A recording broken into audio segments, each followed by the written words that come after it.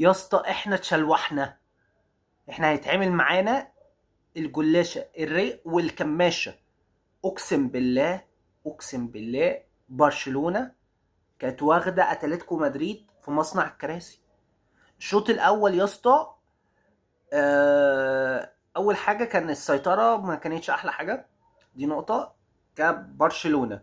بعد كده راحوا لعبوا بتكنيك 1 2 تيكي تاك، واجرك الله بقى، ده يدي من هنا، ده يدي من هنا، ده يبصي من هنا، ده يدي من هنا، ده يعمل ايه، قاعدين بقى شغالين تيك توك. واتلتيكو عايزه تاخد الكوره مش عارفه. انت متخيل؟ احنا لو قابلنا برشلونه بالكلوت اللي احنا فيه ده، اقسم بالله هيتعلم علينا. تعالى بقى نتكلم على الفرقه.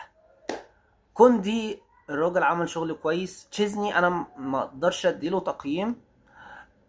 اكتر واحد فعلا عمل شغل يامال، بس كانت مشكلة يامال، خلي بالك ان كانت الدنيا كانت مقفولة عليه قوي. الراجل كانت الدنيا ما كانتش متهيئاله، والمدرب بتاع اتلتيكو كان مركز قوي قوي قوي على يامال بالذات. كان من يامال كان بياخد الكرة كان في 3 كان بيرقصوه، علشان هو عارف وواثق ان يامال هيعمل حاجة، ان يامال هيعمل اسيست او جون، فعشان كده كان مقفل عليه.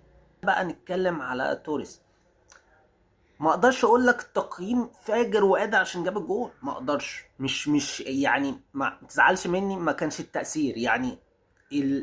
كان التأثير الاقوى هو يامال، الاسيست بتاعه اللي هو خد جيب جول، خد جيب جول. وكان في كذا اسيست ليامال. بص يا انشيلوتي، تأكد ان احنا خسرانين الماتش الجاي. لو انت هتمشي بالطريقه بنت المعفنه اللي انت بتمشي بيها دي، احنا هنبقى خسرانين. لو انت فاكر اللي احنا هنكسب، انسى، انسى. دول كانوا ماسكين.